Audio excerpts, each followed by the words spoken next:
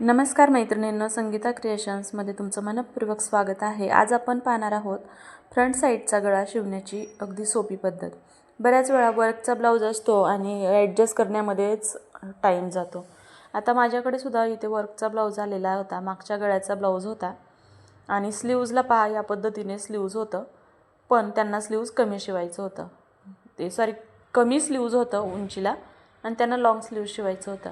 मग ज्या बाजूने काठाचा भाग होता त्या बाजूने मी स्लीव्ज शिवून घेतली आणि गळ्याचा जो भाग होता त्याच्या दोन्ही साईडला या पद्धतीने मध्ये थोडंसं गळा मार्किंग करून अशा पद्धतीने स्लीव्ज दिलेल्या होत्या। आता मागचा पार्ट बसवला तर स्लीव्जचा पार्ट बसना, स्लीव्जचा बसवला तर मागचा बसना। मग कसं तरी आधी स्लीव्जचा पॅटर्न कट केला, मागचा बसवून घेतला कारण मागच्या याला कट येत नाही आणि मग मधला गळ्याचा जो भाग होता तो मी कपडा कट करून घेतला, फक्त गळ्याचा भाग, आणि मग फ्रंटचा भाग असा यामध्ये ॲडजस्ट करून बसवला। कारण साईज हेवी आहे, 44 साईजचा हा ब्लाऊज आहे आणि कापड कमी आणि शिवाय बसवणंही बऱ्याच मैत्रिणींना हा प्रॉब्लेम येतो की वर्कचे ब्लाऊज आले की शिवताना खूप प्रॉब्लेम येतात। तर आता मी हे ह्यासाठी घेतलं कारण गळ्याला मी तर वर्क करणार होते आणि हा जो थोडासा स्लीव्जचा पार्ट होता तो वापरलाही जाईल पुढच्या पार्टमध्ये आणि ब्लाऊजही होईल। या पद्धतीने मी ते दोन्ही बाजूला मग कापड ठेवून वेगवेगळं कट करून घेतलं, म्हणजे कटोरीच्या थोडंसं बाजूला हे सुद्धा वर्क दिसून येईल। आता मला इथं गळा तयार करायचा आहे तर मी पुढच्या बाजूचे दोन्ही पार्ट या पद्धतीने अस्तर आतल्या बाजूने ठेवून शिवून घेतलेत, म्हणजे आणि एक्स्ट्राचं जे काही कापड होतं ते सगळं कट केलं आहे। आता मला फक्त इथं गळा रेडी करायचा आहे। तर आता जे मी मधलं गळ्याचं कापड होतं त्या गळ्यालासुद्धा उंची कमी होती म्हणून तो मागे वापरणार नव्हते मागच्या भागाला, तर तो पुढच्या भागाला वापरणार होते आणि मागचा भाग प्लेन शिवणार होते। उंची म्हणजे त्यांना टोटल त्यांची गळ्याची उंची 10.5 इंच उंच आणि तुम्ही इथे पहा या गळ्याची उंची पाहताच तुम्हाला कळेल किती आहे ती। फार तर वरती कापडसुद्धा नव्हतं एक्स्ट्राचं, त्यामुळे ही उंची मागच्या बाजूने त्यांना आवडली नसती, म्हणून मी त्यांना म्हटलं की आपण पुढच्या बाजूने ही उंची बसवूया आणि मागच्या बाजूने लेस वगैरे लावून छान एखादा आकार देऊन सेप बसवून घेऊ।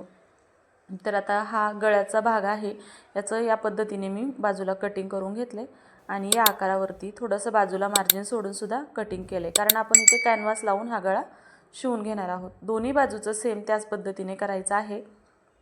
मार्जिन सोडून गळ्याचा जो आकार आहे तो कट करून घेतला आहे। आता इथे आपण कॅनव्हास वापरणार आहे, त्यामुळे कॅनव्हास मी डबल फोल्डेल घेणार आहे। तर पाहता हा जो कॅनव्हास आहे हा डबल घडीमध्ये घेतलेला आहे, कारण दोन्ही गळ्याचं एकदमच कटिंग करणार आहे, कारण गळ्याची रुंदी लांबी तर सेमच आहे। तर अशा पद्धतीने हे कापड जे आहे जे मार्किंग केलेलं आहे ते ठेवून घेतलं आहे आणि हे गळ्याचं आतल्या बाजूने मार्किंग केलं आहे आणि बाहेरच्या बाजूने थोडंसं मार्किंग केलं आहे, कारण ही पट्टी मधीच बसवणार आहोत। अंदाजे जेवढं आपलं गळ्याचं डिझाईन आहे 2 इंच तेवढी पट्टी ठेवून बाकीचा भाग मी कॅनव्हासचा कट करून घेतला। आता कट केलेला जो भाग आहे तो दोन्ही बाजूला आपण ॲडजस्ट करणार आहोत, तर या पद्धतीने। तर मग मधला भाग जो होता गळ्याचा आकार तोही कट केला आणि दोन्ही पार्ट व्यवस्थित करून घेतले। तर पहा कॅनव्हास जो आहे तो मी गळ्याच्या या पद्धतीने आतल्या बाजूने ठेवला आहे आणि आता इथे हा गळ्याचा आकार आणि म्हणजे कॅनव्हासवर जो आपण आकार कट केलेला आहे तो आणि हा गळ्याचा आकार थोडासा वेगळा आहे, पण आपण कॅनव्हासवर जो आकार दिलेला आहे त्याच आकारावरती शिलाई मारायची आहे। जो कपड्याचा तयार आकार आहे तो नाही, कारण आपण कॅनव्हास व्यवस्थित मेजरमेंट घेऊनच कट केलेला आहे, त्यामुळे कॅनव्हासच्या आकारावरतीच शिलाई मारायची आहे, कपड्याच्या नाही। तर आता हे कॅनव्हास मी अगोदर जोडून घेतलं।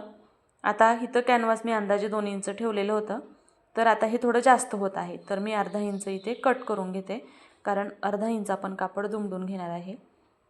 तर आता मी हे बाकीचं एक्स्ट्राचं थोडं वाटत होतं ते कट केलं आणि फिनिशिंगसाठी या बाजूने टिप मारून घेतलेली आहे। पुढच्या बाजूने तर आता आपण जोडताना फिनिशिंग होणार आहे, पण या बाजूने जे आहे म्हणजे गळ्याच्या वरच्या बाजूने फिनिशिंग हवी आहे, म्हणून फिनिशिंगसाठी मी या पद्धतीने शिलाई मारून घेतली आहे।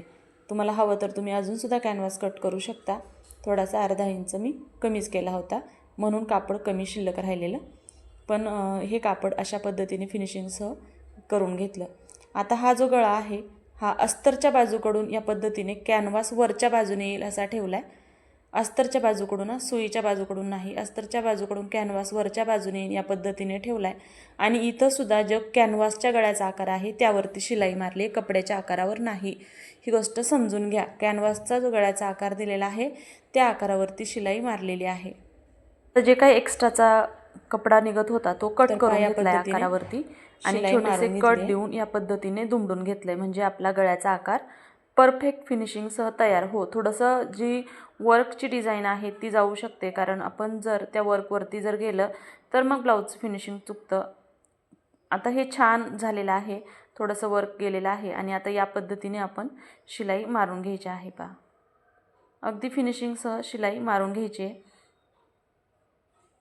आता इथे थोडंसं कापड एक्स्ट्रा वाटत होतं म्हणून ते सुद्धा मी आतमध्ये दुमडून घेतलेलं आहे या पद्धतीने. तर पहा, आपण म्हणतो पण आरी वर्कचे ब्लाऊज शिवताना सुद्धा खरंच खूप कष्ट पडतात आणि त्यांचं म्हणणं असतं की वर्क तर आहे, मग तुम्हाला काय फक्त ब्लाऊज शिवायचं आहे, पण हे जुगाड करताना त्यासाठी कॅनव्हास लावावं लागतं, त्यासाठी डोकं किती वापरावं लागतं. खरं तर टेलर काम म्हणजे पण काही सोपं नाही. इथं हे सुद्धा डॉक्टरपेक्षा कमी नाही, ह्यालासुद्धा खूप डोकं लावून लावून ऑपरेशन करावं लागतं. तर पहा, आता दुसऱ्या बाजूचा जो भाग आहे तोही मी तयार करून घेते. आता माझ्या लक्षात आलं की त्या बाजूने जरा एक्स्ट्राच कॅनव्हास वाटत होतं, म्हणून हे मी शिलाई मारण्याच्या अगोदरच एक्स्ट्राचं कॅनव्हास कट केलं आहे.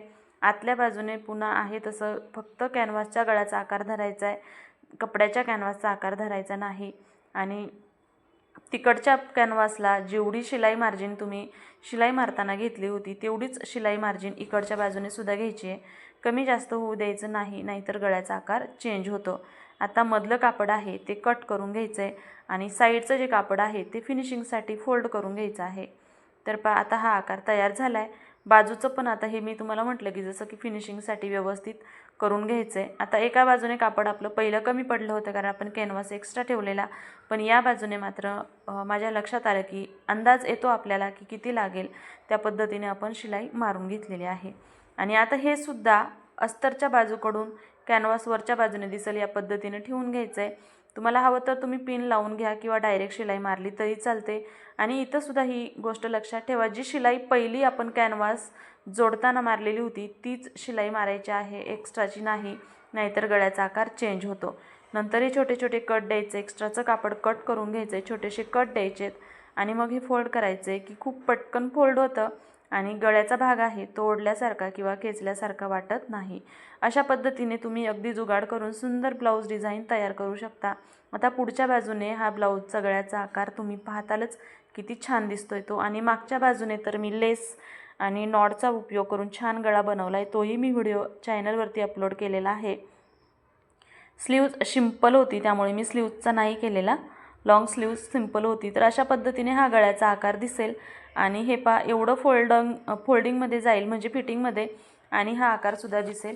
तर पहा, या ब्लाऊज डिझाईन तयार आहे. व्हिडिओ जर आवडला असेल तर व्हिडिओला लाईक करा, शेअर करा आणि हो, आपल्या चॅनलवरती नवीन असाल तर चॅनलला सबस्क्राईब नक्की करा. भेटूया उद्या, तोपर्यंत धन्यवाद.